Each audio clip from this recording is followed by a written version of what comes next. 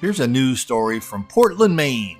A story that's being run in newspapers all over the country today. A couple of white kids walked by a couple of black kids at a bus stop.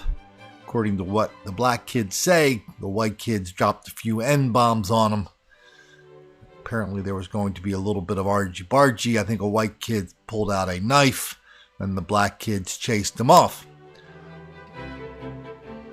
Okay. That doesn't sound that good, but I don't know. Is that a national news story? Well, yes, it is, because the white kid dropped some kind of N-bomb. He said nasty words to the black kids. You know, the kind of words they probably had on their Walkman when they listened to rap. National news story. Nobody got hurt. No blows were exchanged. A couple of teenagers yelling at each other, and that's a hate crime of national importance from Portland, Maine to Hawaii. Why don't we move it then? Okay, fair enough. Fair enough. It was what it was. Why don't we move over to Chicago to a story that didn't get any attention in the major media in Chicago? By major media, I mean, of course, the affiliate, national network affiliates up there. But it did get covered by an outlet that does a pretty good job of covering these things. It's called DNA Chicago. DNA Chicago talked about this woman in a nice Chicago neighborhood, the kind where this kind of stuff doesn't happen. 11:30 at night, she's out in her alley putting the car seats from one car to another car. She lives in that house with her 2 children and husband.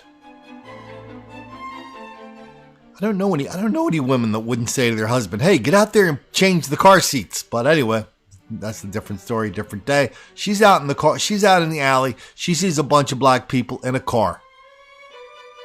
She hesitates. She says, "Well, I don't know. It doesn't look good. I don't know. Maybe I shouldn't. Maybe I should wait till they leave." She didn't. Next thing you know, at least one of them is coming up behind her, punching her, hitting her over the head, knocked her out. And, I think she got something in her eye. She was even blinded. But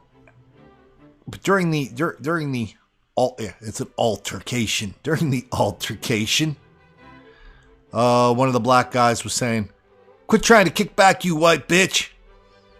Then he got her keys, took the car, off they went. Okay, so this is a crime. But, the only thing that makes the first thing a hate crime is somebody sprinkling a few racially tinged words on that violent encounter. Same deal, the encounter was way more violent in Chicago than it was in Portland, Maine. The racial adjectives were just as bad. Not a word. Not a word. No hate, just love for all the people in Chicago who are, have these unfortunate backgrounds. We're not really criminals, they're really victims of white racism, and that's why they're forced to go into alleyways and bonk 34-year-old mothers of 2 on the head and run away, laughing, always laughing.